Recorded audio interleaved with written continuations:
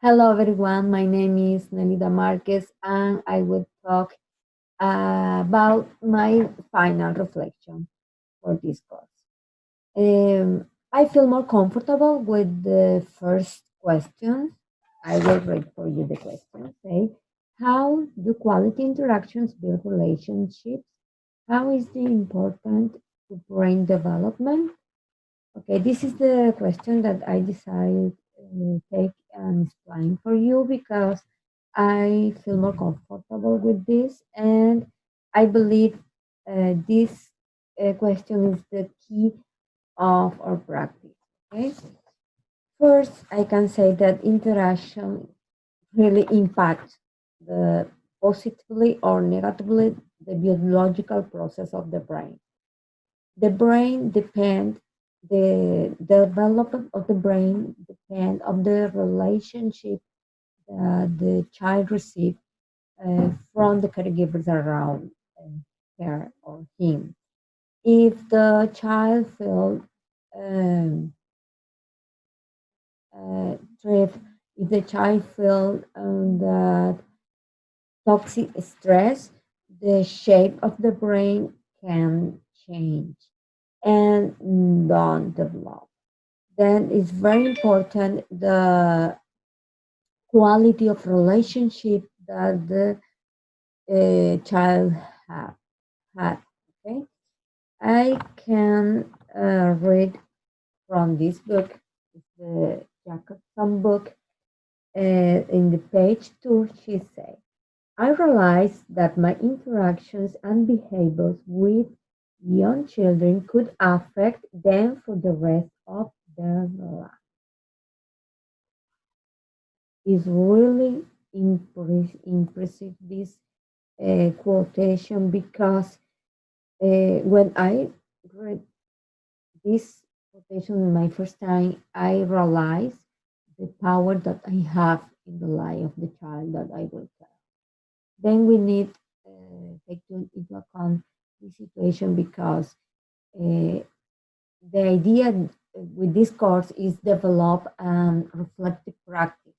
And for developing reflective practice is necessary that we be awareness about what happened with my style of caregiver, what happened with my childhood, with my positive or negative feelings, what happened or how uh, uh, I feel about uh, challenging behaviors because it's a big piece in our practice. We cope with challenging behaviors each day because we uh, we stay in the classroom with child that don't have the child doesn't have self-regulation or self-control and need or support.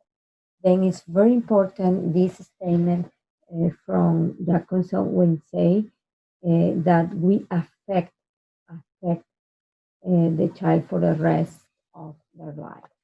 Um, Additional, I can say that uh, in the Center of Developing Child of Harvard, you can see a short video. It's very interesting for you. I can share briefly.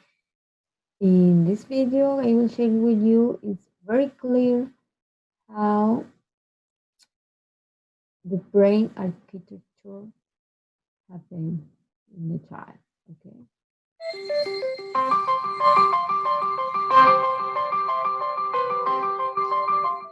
A child's experiences during the earliest years of life have a lasting impact on the architecture of the developing brain.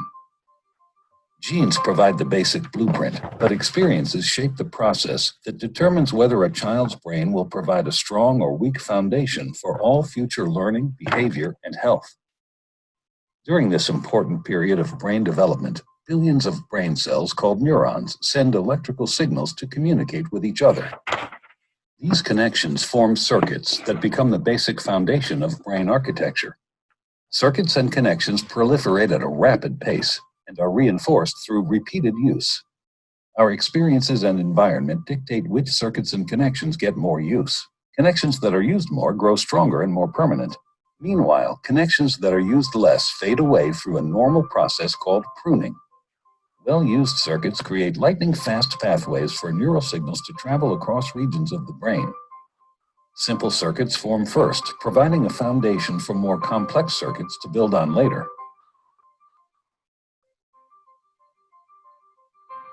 Through this process, neurons form strong circuits and connections for emotions, motor skills, behavioral control, logic, language, and memory during the early critical period of development. With repeated use, these circuits become more efficient and connect to other areas of the brain more rapidly. While they originate in specific areas of the brain, the circuits are interconnected. You can't have one type of skill without the others to support it. Like building a house, everything is connected, and what comes first forms a foundation for all that comes later.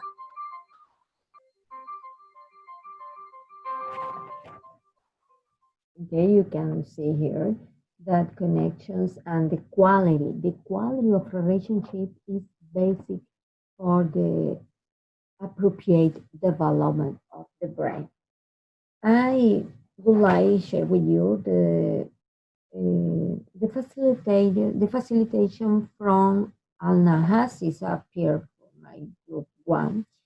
She shared a video called the whole brain child, and it's incredible this video because in the video show how the child is affected by the relationships in even in the adult the child can see the consequences that have an inappropriate relationship during the child. The problem with the inappropriate caregivers or inappropriate relationships with children is that the consequence don't stop in the child. It's continued. It's an ongoing process and continued in the adulthood. Then is a very important take into account that. I appreciate it when my peers, Alna has shared that video because the video was very, very specific and explain in a graphic mood how affect the brain and how affect the, the temperament, how affect the social and emotional skills in the child. Uh, I would like talk about from my experience. No, the child or the children that I have next to me now, closer to me, is my son and my daughter, and I try to apply all these reflections in the relationship with my children. And my children confess me, Mom, uh, we like the, the your attitude now because now you no blame with us. You try to reflect about the situation. If we have a problem in the house, you try to reflect. Okay, what happened? What is the situation? What is the solution? What do you propose to improve the situation? And I confess is my change in my mind and my attitude is the product of all weekly reflection that we develop in this course.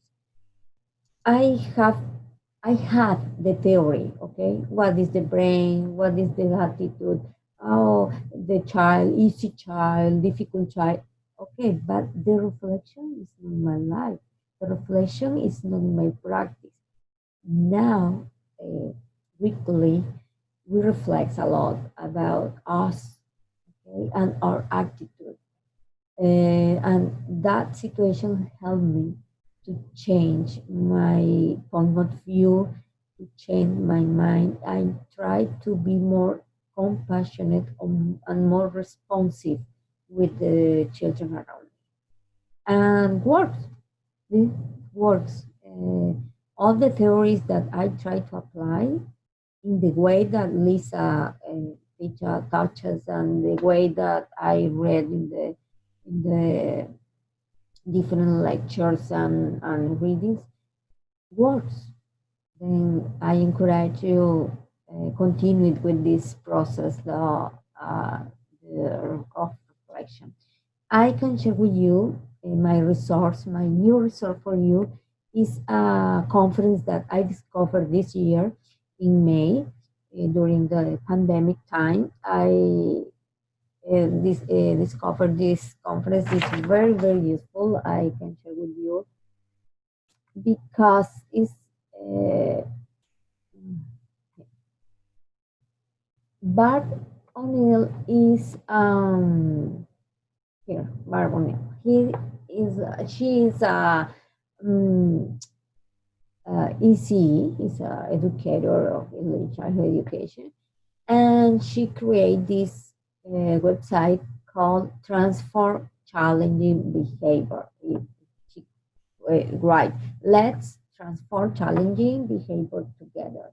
And it's very interesting because it's a group of the speakers that can give us a great approach on um, how challenging behavior in a resilient situation for the child and for the teacher as well. Um, here.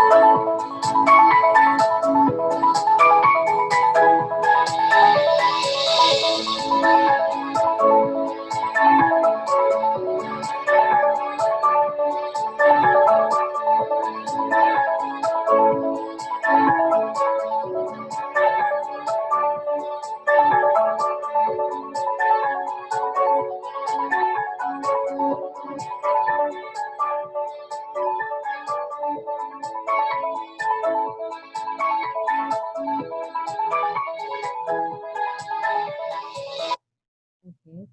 She prepared. This is this year, but she prepared the conference for the next year.